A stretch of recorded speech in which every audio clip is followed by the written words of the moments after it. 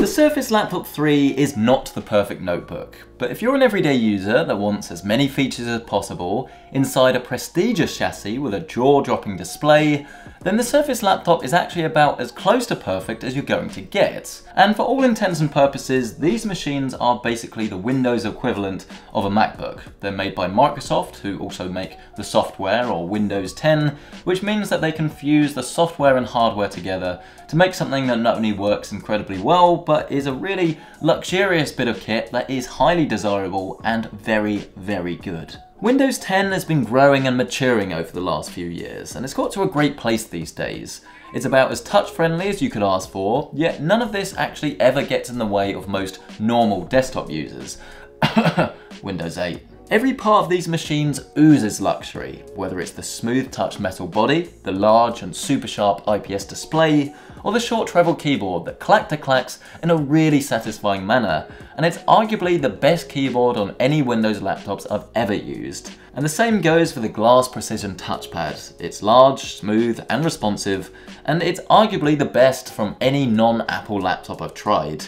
And even then, there's really not that much in it. Now, to fully understand what these machines are all about and who they're aimed at though, you have to realise that even if you spec this up to the max, you're still looking at a quad-core processor and no GPU. So if you're like myself and you want to do 4K video editing everywhere you go, then actually these are not the laptops for you. You're going to have to look at something else, maybe like the Surface Book or something like a Dell XPS. It would be very easy to think that this is a bad thing, and indeed, taking this laptop to CES to edit all of my CES coverage, to be honest with you, didn't end very well. But if you're familiar with computer thermals and TDP, then you'll understand that more power needs more cooling, and a larger cooler requires more thickness and noise, not to mention the added cost.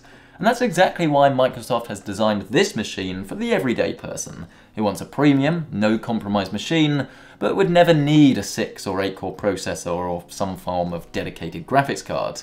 So this means that it's not suitable for serious power users or gamers, but everyone else gets a sleeker, cheaper and quieter machine with the same features of something far more expensive. It just can't run Crysis. That's not to say that this is the most perfect machine in the whole wide world though, as it definitely has some flaws. The main one in my opinion is with the I/O, and it is a bit baffling to me. I don't understand why they couldn't do better here. Because if you look on the left hand side, you'll find a USB-A, a USB-C, headphone microphone jack. Sounds okay so far, shame that there's no Thunderbolt. And then you look around the other side and you've just got power. That's it. I would wager that a lot of photographers would be looking at this, and then there's no SD card reader. If you want to do a lot of file transfers with Thunderbolt, well, you can't do it because it's not present. And if you do want to be a more normal person and plug more than one USB-A device in at the same time, then you can't without using an adapter, and this, it just baffles me. I don't understand why Microsoft couldn't do better. You should have done, and it's not really good enough. I/O aside though, my favourite thing about the Surface Laptop has to be its display, as it is simply stunning. Each screen size has a 201 ppi, or pixels per inch, with my 15-inch review sample having a resolution of 2496 by 1664, which is sharp enough that you won't be able to make out a single pixel unless you cram yourself right against the display itself. The panel uses IPS technology to deliver incredible visuals with colour richness and accuracy that not only make movies and pictures look their absolute best, but in combination with the slim bezels and then the taller 3:2 aspect ratio, this really is as good as laptop screens get. Other than the fact there's no HDR, but I can't complain too much. Because it's a touchscreen, you do get a slight bit more glare than you usually would. Obviously this is a very studio lit environment with a lot of light, so you can cut it a little bit of slack. And I'd say that pretty much any normal use, you're going to find that this thing is actually bright enough to overpower that glossy screen and you won't have any problems at all. Performance wise, both the AMD and Intel versions are quick and snappy, no matter whether it's booting up, logging in with your face with Windows Hello, or just general desktop usage. It's fabulous. Processor options get a little bit confusing as they vary between screen sizes, region, business and personal, but thankfully it doesn't really matter too much which option you go for, as they should all breeze through all but the most demanding tasks. Intel sent out both their top-spec Core i7 and AMD's Ryzen 7 machines for this review, and very unsurprisingly, it's the Intel machine that comes out on top. The TLDR is that I think you have a very hard time telling these two things apart, other than the colour maybe when it comes to real-world, everyday performance.